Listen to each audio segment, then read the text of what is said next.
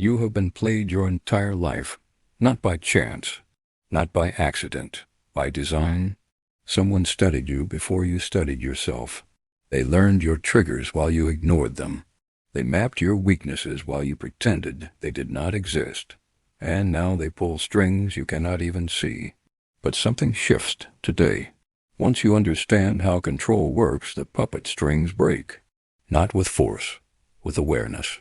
This is not about fighting back. This is about becoming untouchable. By the end of this, no one will move you without your permission ever again. Control begins where your attention goes. Someone else decides what you look at, what you fear, what you want. They do not force you. They guide you so smoothly you think you chose it yourself. This is a first law of control.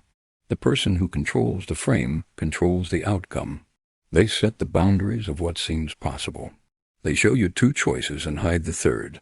You pick between A and B, never realizing C existed. And you feel free. That feeling is the trap. Real control never announces itself. It never walks through the front door with a weapon. It slips in through belief, through identity, through the stories you tell yourself about who you are. Someone learned those stories before you did. They watched what made you proud, what made you defend yourself, what made you prove your worth, and then they used it. When someone attacks your identity, you react, not because you want to, because you must. Your sense of self feels threatened. So you fight back, you explain, you justify, you perform, and while you perform, they steer you. This is how they control you without touching you. They make you defend a position you never chose. They make you argue for something that does not serve you. They turn your pride into a leash. The second law of control is simple. People can only manipulate the emotions you refuse to see. Fear you deny becomes a weapon in their hands. Shame you hide becomes leverage. Need you suppress becomes a hook. They do not create these feelings. You already carry them. They just learned to press the buttons. Most people walk around with invisible wounds, childhood rejections, failed attempts at love. Moments when they felt small, these wounds never healed. They just got covered. And manipulators have a gift for finding the cover and peeling it back. They do not do this with cruelty. They do it with care, with attention, with the exact validation you have been starving for. At first, they give you what you needed your whole life. They see you. They understand you.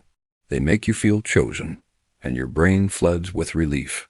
Finally, someone gets it, but that relief is the setup.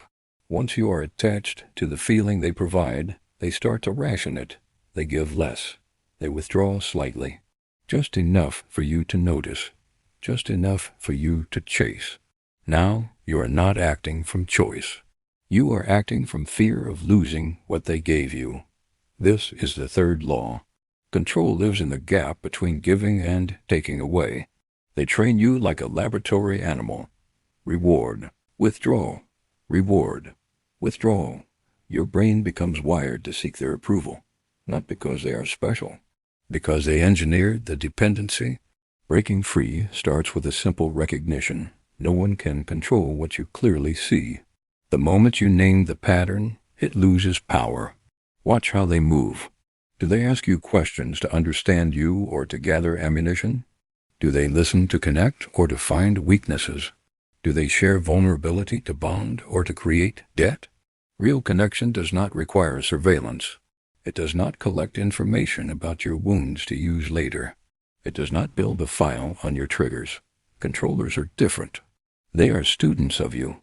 They notice what you avoid talking about, what makes you uncomfortable, what you over-explain. They catalog these things, not consciously, always. Some people do this without knowing. It is their survival pattern, but the effect is the same. You become predictable to them. They know what you will do before you do it. They know what words will make you fold, what silence will make you fill the space, what hint of disappointment will make you scramble. The fourth law of control is this. Your predictability is their power. The moment you become unpredictable, the game breaks. This does not mean chaos. It means you stop performing the role they assigned you. If they expect you to explain yourself, you stop explaining. If they expect you to chase, you stop chasing. If they expect guilt to move you, you let guilt pass through without action. This is not cruelty. This is boundary. This is the end of their access to your operating system. Most people fear this moment. They fear the loss, the anger, the rejection that might come when they stop complying. But here is what they do not tell you. The only people who get angry when you set boundaries are people who benefited from you having none. Read that again. The only people who get angry when you set boundaries are people who benefited from you having none. Their anger is not proof you did something wrong. It is proof you did something right. You closed a door they wanted open. You stopped playing a game they needed you to play. When you stop being controllable, you become disturbing. Not to everyone, only to those who required your compliance. This is the filter. The people who remain after you become unmovable are the people who wanted you, not your performance. The fifth law is the hardest to accept. You cannot free yourself and keep everyone comfortable. Freedom costs approval. It costs the version of you that bent to make others feel powerful. Some people will not forgive you for growing. They will call it arrogance, coldness, change. They will mourn the version of you they could predict. Let them mourn. That version was a ghost anyway, a collection of reactions, a people-pleaser with your face. The real you exists in the space beyond reaction, where you respond instead of react, where you choose instead of comply, where you observe instead of absorb. This is where control ends, not in battle. In stillness, when someone tries to provoke you and you simply watch, when they try to guilt you and you feel nothing, when they try to bait you and you refuse to bite. This is not suppression. This is clarity. You see the hook. You see the line. You see the hand holding the rod, and you choose not to swim toward it. They will try harder at first. The manipulation will intensify. This is normal. When a pattern stops working, people amplify it before they abandon it. They will push harder. They will test your resolve. They will try new angles. Stay still. Do not defend. Do not explain. Do not justify.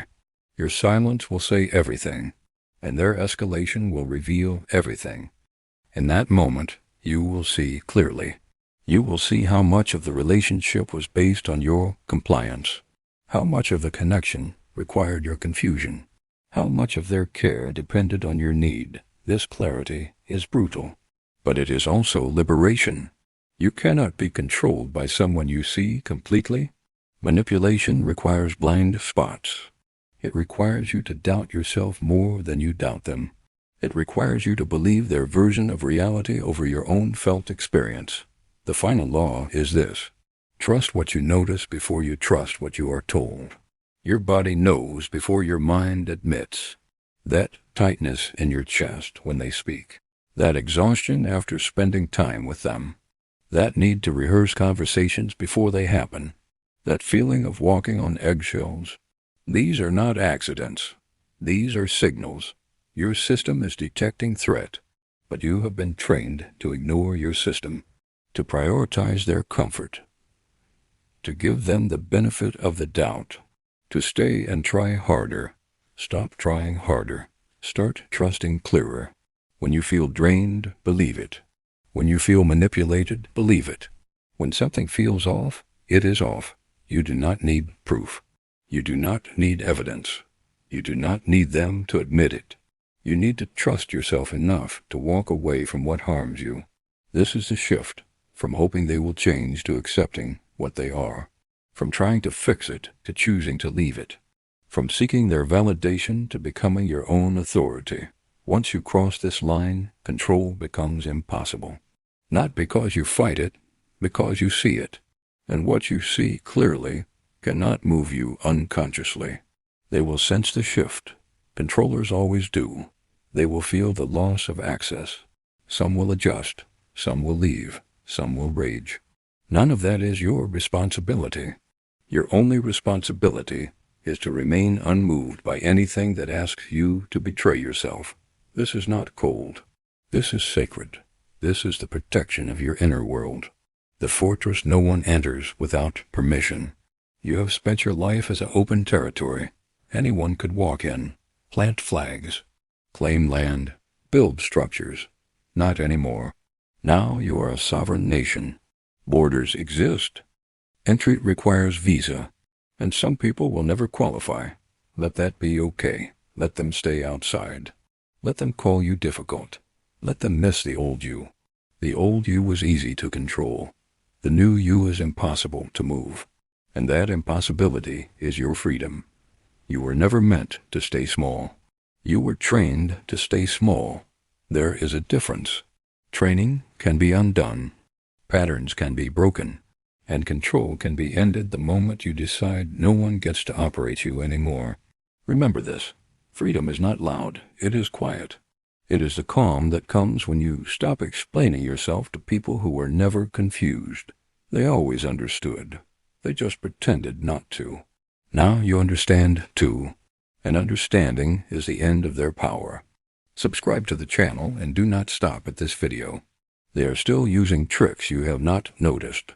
The next video will show you how they do it, and once you see it, you will never see people the same way again.